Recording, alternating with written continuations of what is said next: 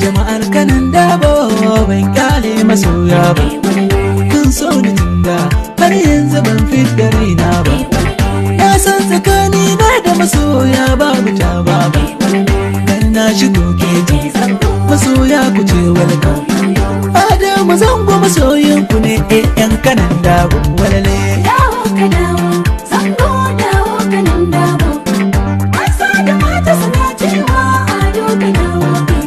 Shiga na kanan dabo abin ya bani mamaki, tun ana yi bawa na ga masoya na suna shauki.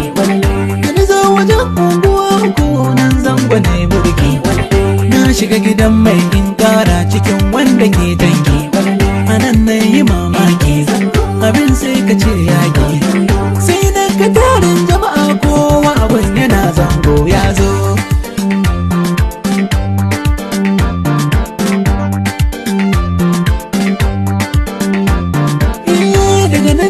Mota Zango sai na wuce zuru, daga ko ina sai kallo na kai sai ka ce billboard. Adam Zango na sha mamaki kafin karasa zuru, masoya na sun yau da fifi sai ka ce signboard. Jama'a suna Zango ni ko ado na ce jango, daga na mutane na murna dan na zo kanan dabo walale. Dawo ka dawo